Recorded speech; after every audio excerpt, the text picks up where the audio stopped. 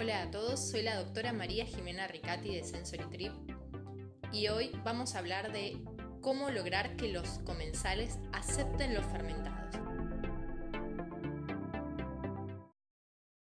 Este es otro tema que se desarrolla en este podcast a pedido de ustedes. Una de las consultas más frecuentes que recibo es cómo lograr que mis fermentados puedan ser aceptados por mi familia, por los alumnos que participan en un workshop o, por ejemplo, en los clientes que van a un restaurante determinado. Es una pregunta muy frecuente que tienen a veces los cocineros o los chefs que no saben cómo introducir en la carta y cómo lograr que sus clientes realmente acepten los fermentados. Bueno, hoy vamos a tocar este tema de una manera bastante sensorial. Para empezar a hablar de este tema tenemos que tener en cuenta que cada vez que comemos estamos involucrando conjuntamente los 5 sentidos y hay muy pocos hechos en la fisiología humana, muy pocos mecanismos de la fisiología del cuerpo que involucran los 5 sentidos. ¿Y por qué cuando comemos involucramos los 5 sentidos? Porque comer permite la supervivencia de un individuo que forma parte de una especie. En otras palabras,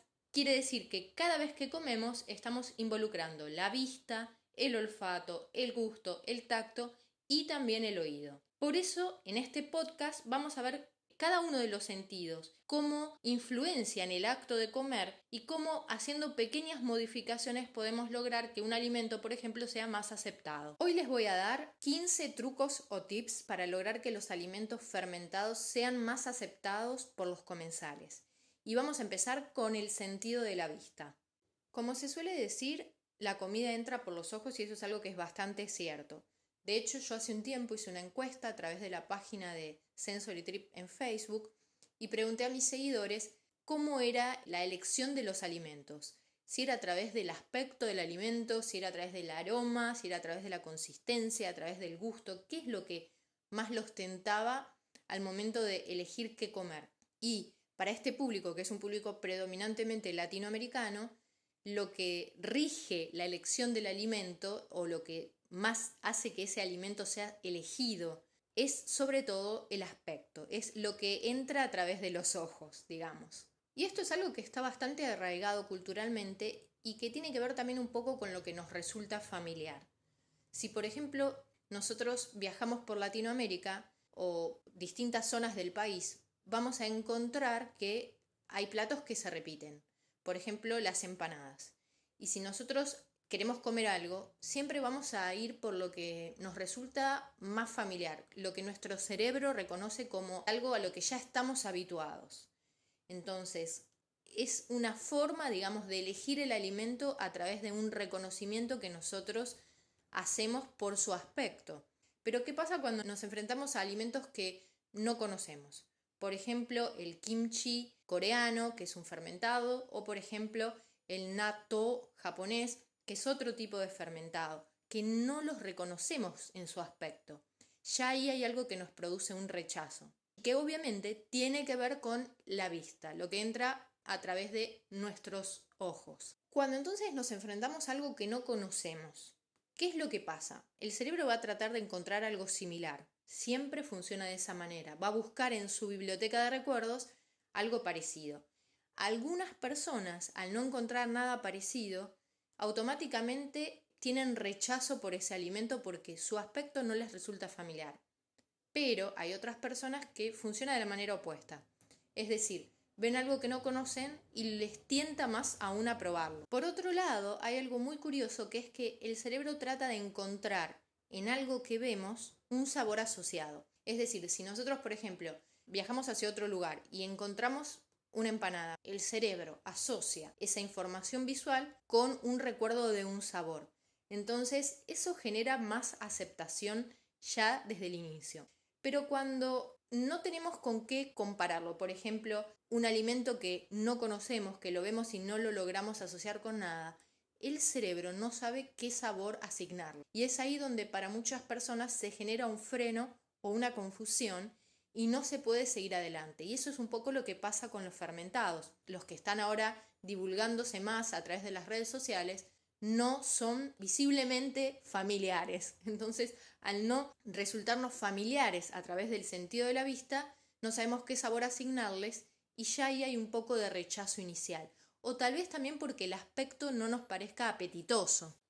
Entonces, el primer truco que vamos a utilizar para empezar con los fermentados y para que tengan aceptación es fermentar cosas que nos resultan familiares a nivel visual. Es decir, no empezar quizá con algo como el kimchi, a lo que nuestro cerebro o el cerebro de la mayoría de las personas no tiene un sabor asociado y quizá no tiene el aspecto más tentador de un alimento, porque nuestra cultura gastronómica es completamente distinta a la cultura gastronómica asiática y para ellos eso puede ser muy tentador, pero para nosotros puede parecer algo que no es súper tentador. Entonces, ir a lo conocido, es decir, vamos a empezar por zanahorias, chauchas, coliflor, brócoli, alimentos que sean alimentos regionales del lugar en el que nosotros vivimos, en el que cada uno de ustedes vive, y hacer una fermentación fácil, por ejemplo, hacerlos en salmuera, o también podemos hacer los tomates lactofermentados, que son un alimento que está muy difundido por toda Latinoamérica, que estamos muy familiarizados con el tomate. Es un alimento que no produce rechazo a simple vista, y en este canal van a encontrar una receta de tomates lactofermentados súper fácil, y es una manera de empezar a fermentar algo de forma sencilla y que no va a generar un rechazo. Entonces, empecemos con algo que es algo familiar. Vamos a ir ahora al tip número 2, que es camuflarlos. Vamos a tratar de que pasen desapercibidos visualmente, los vamos a mimetizar de alguna manera. Y hay muchas maneras de lograr eso, es decir, se pueden picar en pedacitos más chicos y agregarlos a otra preparación y disimularlos de esa manera. Se pueden eventualmente deshidratar, se los pueden pulverizar, incorporarlos también a otras preparaciones, o también se los pueden cortar muy finitos. Por ejemplo, hablo de vegetales lactofermentados, ¿no? Y se pueden incorporar algún dressing, algún dip que se haga, alguna salsita, y meterlos, por ejemplo, adentro de un sándwich, de un wrap, de distintos platos. Entonces no van a ser el centro de atención. Es difícil servirle a una persona un plato donde predominen los fermentados y que sean aceptados fácilmente. Eso no va a ocurrir. Entonces tratemos de buscar un método como puede ser el camuflaje. También los pueden agregar en ensaladas si se animan, sobre todo, por ejemplo, zanahorias o chauchas. Pueden hacer zanahoria rallada o chaucha cortada finita, lactofermentarla y después agregarla a una ensalada. No va a llamar la atención, no va a ser el centro de atención. Va a ser un ingrediente más y va a estar mimetizado o camuflado con algo que para los comensales va a ser algo familiar, pero que van a estar consumiendo un alimento que tiene un toque probiótico y que aporta biodiversidad a la microbiota intestinal. Ahora vamos a pasar a todo lo que tiene que ver con el sentido del olfato. Si bien decimos que la comida entra por los ojos, para muchos también entra por la nariz. ¿Por qué? Porque los aromas gatillan recuerdos que pueden ser la cocina de la abuela, la comida de mamá, y eso es algo que es muy importante también a nivel emocional y que tiene que ver con experiencias que nosotros hemos vivido a lo largo de la vida. Muchos de esos aromas también son gatilladores, por así decirlo, de un hambre voraz. Por ahí nosotros no teníamos hambre, estamos bien, pasamos por un lugar que están cocinando y que está saliendo un aroma delicioso y automáticamente nos da hambre y nos da ganas de comer eso. Entonces, ¿qué pasa cuando fermentamos un alimento? También se liberan aromas y muchas veces esos aromas son aromas a los cuales no estamos acostumbrados porque en nuestra cultura fermentar no es un método que se utilice frecuentemente. Por lo tanto, eso puede generar inicialmente un rechazo. Y ahora vamos a ver de qué se trata eso. Cuando fermentamos un alimento, depende de cada ingrediente y de cada método de fermentación el aroma que se va a producir. La gama de aromas que puede tener un alimento fermentado es enorme y en eso juega un rol el ingrediente en sí mismo, pero también por otro lado los microorganismos y las condiciones ambientales en las cuales se produce esa fermentación. Por lo tanto, hay alimentos que van a producir durante la fermentación un olor intenso, otros un olor menos intenso, algunos un olor más agradable y otros van a producir un olor menos agradable. Por ejemplo, el repollo, el nabo y algunas crucíferas durante la fermentación pueden producir un aroma que es ligeramente fétido y que eso se debe a que hay ciertos aminoácidos, que son los componentes que forman parte de una proteína, que cuando son metabolizados por los microorganismos es decir, por las bacterias o por las levaduras, producen una molécula, que es una molécula aromática, que se llama escatole. Y esa molécula da ese olor que nos puede resultar desagradable. Hay otras fermentaciones, por ejemplo, como los porotos de soja fermentados con Lactobacillus subtilis, que también producen un aroma, pero que, por ejemplo, es un olor más amoníaco. Entonces, dependiendo el ingrediente y dependiendo el método de fermentación, vamos a obtener aromas distintos. Acá viene el truco o tip número 3 para el problema del olor durante la fermentación, que obviamente es un olor que después queda un poquito en el alimento cuando lo vamos a comer. Y es hacer una fermentación más lenta. Si ustedes ya han hecho fermentaciones que son un poco olorosas, una forma de lograr que ese olor sea menos intenso es hacer una fermentación lenta. ¿Y cómo logro hacer una fermentación más lenta? Se logra bajando la temperatura de la fermentación. Es decir, en invierno es más fácil lograr este tipo de fermentaciones porque hay que fermentar el alimento a una temperatura que sea entre 15 y 18 grados. En ese rango de temperatura, la fermentación se enlentece y al enlentecerse, el resultado final es un aroma menos intenso y menos invasivo. Tip número 4. El truco es fermentar el alimento y dejarlo en la heladera una semana antes de consumirlo. En este tiempo de reposo el aroma va a cambiar porque la fermentación sigue a baja temperatura y no va a ser tan intenso. Esto funciona muy bien sobre todo con la fermentación de crucíferas como coliflor, brócoli, y también funciona muy bien con los porotos de soja fermentados, que es este fermentado japonés del que yo hablé antes, que se llama natto. Truco número 5. El tip en este caso es iniciar la fermentación condimentando la preparación. Si ustedes ya saben que esa preparación da bastante olor y temen que eso perjudique la aceptación del alimento, sobre todo adentro de una casa, porque en un restaurante es mucho más fácil que el alimento no llegue a olerse durante la fermentación por parte del comensal, pero también eventualmente puede llegar a olerse una vez que llega a la mesa, es condimentarlo bastante. Condimentarlo con hierbas, con especias que sean del agrado de los comensales.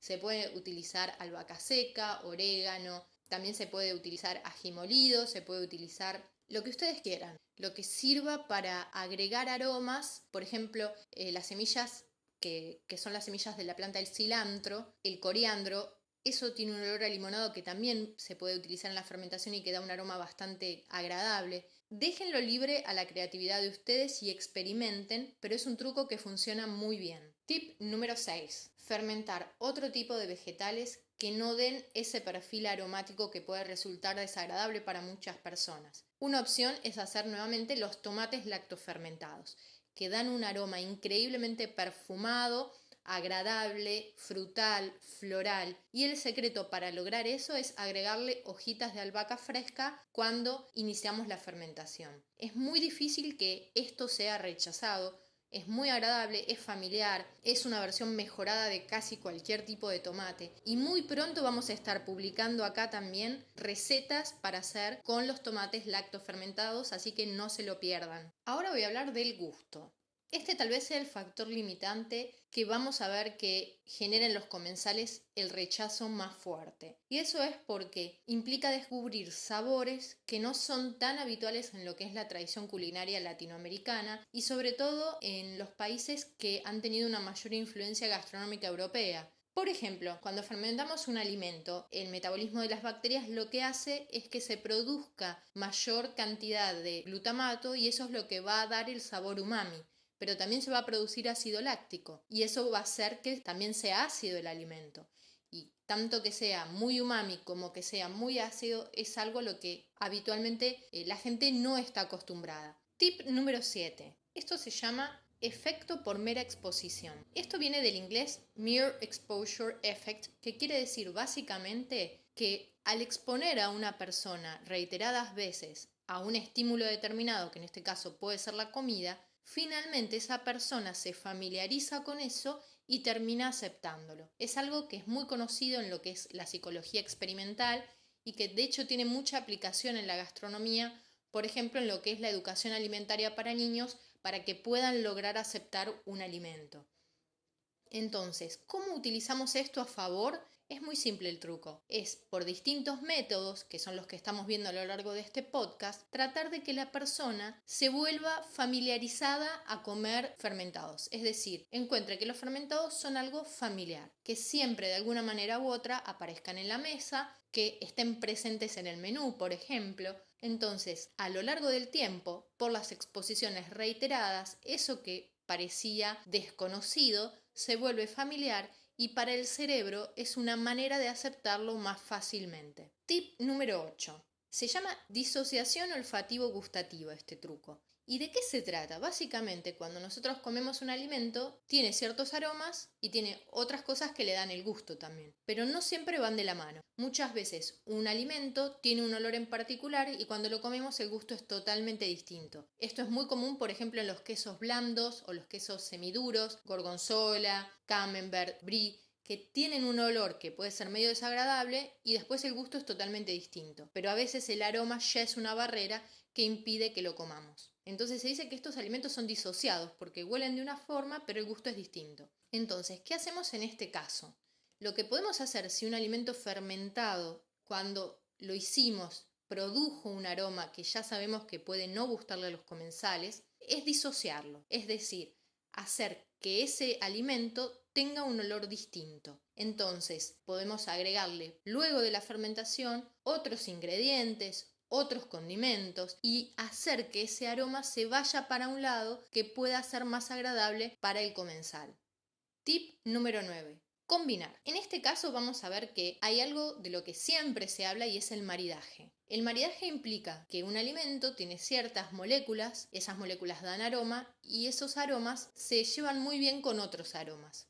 Entonces, tratemos de pensar que un alimento fermentado durante la fermentación produce una gran variedad de moléculas aromáticas y esto le da una mayor posibilidad de que maride bien con otras cosas. Entonces, ¿qué es lo que tenemos que hacer? Buscar con qué quedaría bien ese alimento, es decir, con qué combinaría bien. Si lo mezclamos con esto, lo mezclamos con aquello, con qué ingredientes podemos mejorarlo o potenciarlo, y esto es algo que en general no falla. ¿Por qué? Por justamente lo que les decía, durante la fermentación se producen muchas moléculas aromáticas y hacen que un alimento fermentado sea muy fácil de combinar con otras cosas y de esa manera aceptarlo. Tip número 10.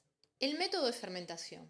Si tomamos un ingrediente, por ejemplo, los porotos de soja, hay 1000 cosas distintas que podemos hacer con los porotos de soja y vamos a lograr resultados diferentes cuando los fermentemos. Por ejemplo, podemos hacer salsa de soja, tempe, podemos hacer natto, podemos hacer miso o doenjang. Ambas son pastas fermentadas a base de porotos. Todo esto es completamente distinto en cuanto a su perfil gustativo si lo probamos y lo comparamos. ¿Por qué? Porque el método de fermentación es distinto. Entonces, un único ingrediente puede dar muchos resultados distintos y lo que determina eso es el método de fermentación que utilicemos.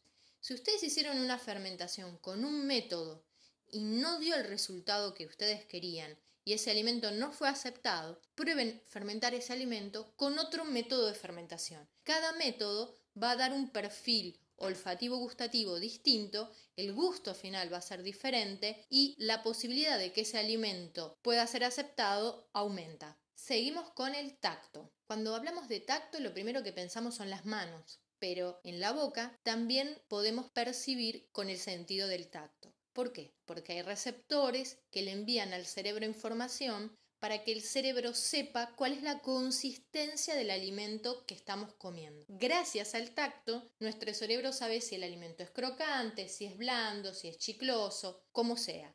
Esta es una sensación que en la gastronomía occidental no juega un rol muy importante. A la mayoría de las personas la consistencia mucho no les interesa, no les importa o no les cambia el placer que sienten al comer. Pero, por ejemplo, en lo que es la cultura asiática, la sensación de la textura que produce el alimento es tan o más importante que su aspecto, su aroma o incluso su sabor. Cada uno de nosotros está acostumbrado a comer alimentos que tienen cierta textura y más o menos siempre manejamos como el mismo tipo de consistencias. Pero ¿qué pasa cuando fermentamos un alimento? La consistencia va a cambiar. Algunos alimentos pueden permanecer crocantes, mientras que otros alimentos pueden ablandarse. Y al no ser la consistencia que nosotros esperábamos, quizá produzca en el cerebro una sensación disruptiva y desagradable que generen también rechazo. Por ejemplo, alguien puede decir, sí, este fermentado no me gusta, es muy blando o es demasiado crocante. Entonces vamos a ver cuáles son los tips que pueden ayudarnos a manejar estas situaciones. Tip número 11. Tratar de identificar, sobre todo en el grupo familiar, porque si hablamos de los clientes de un restaurante es un poco más difícil, cuáles son las texturas que tienen más aceptación. Hay muchos alimentos fermentados que son de consistencia más blanda, de consistencia más crocante, pero hay otros alimentos fermentados que son de consistencias mucho más desafiantes. Vuelvo al natto japonés, que tiene como una consistencia como pegajosa o como filante. Entonces eso hace que para muchas personas genere rechazo. Los cambios de textura o las texturas desconocidas. Lo que podemos hacer es tratar de conocer cuáles son las preferencias, porque no todos somos iguales, vuelvo siempre a lo mismo. Entonces, si a la familia no le gusta cierto tipo de consistencias, tratar de ver cómo cambia el alimento durante la fermentación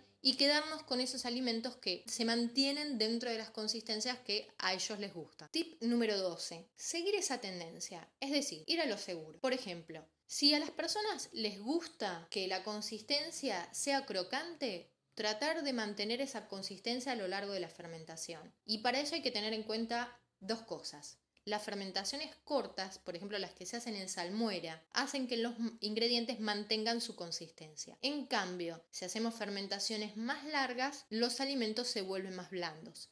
¿Qué le gusta a tu familia? ¿Qué le gusta a tu comensal?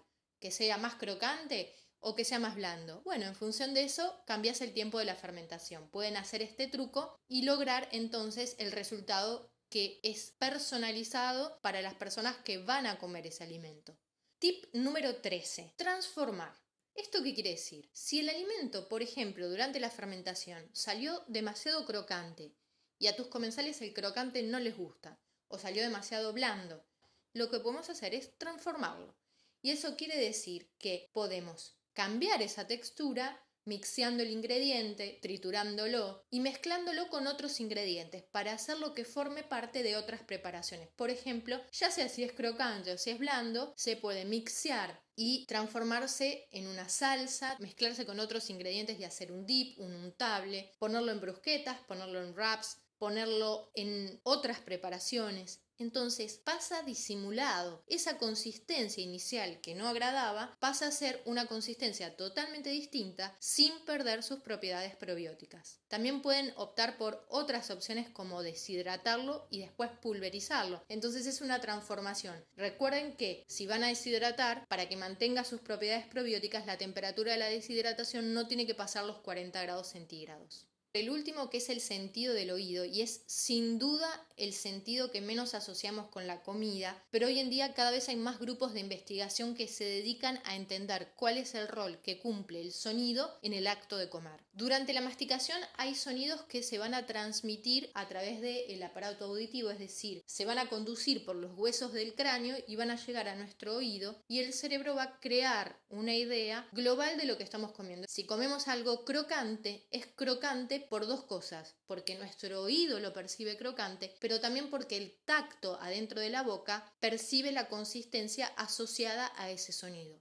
El conjunto de las dos cosas hace que el cerebro diga sí, esto es crocante. De esa manera se construye una idea completa de lo que estamos comiendo. También hay otro factor que es casi completamente externo y que antes ni siquiera se analizaba, y es el sonido del ambiente. ¿Cuánto influye el sonido del ambiente en la experiencia y en el placer que sentimos al comer lo que estamos comiendo? Por ejemplo, no es lo mismo comer, por decir algo, un plato de pasta con música italiana que comer un plato de pasta con heavy metal. El resultado es distinto. Seguramente pensemos que es más auténtico, que tiene un sabor más tradicional, el plato de pasta que comemos con la música italiana. Estos dos tips que les voy a dar ahora son tips que vienen de lo que son las investigaciones en el área de alimentación y tienen que ver con cómo el sonido influye en la percepción del gusto. Vamos al tip número 14. Tener en cuenta que el ruido del ambiente puede modificar la percepción del sabor umami.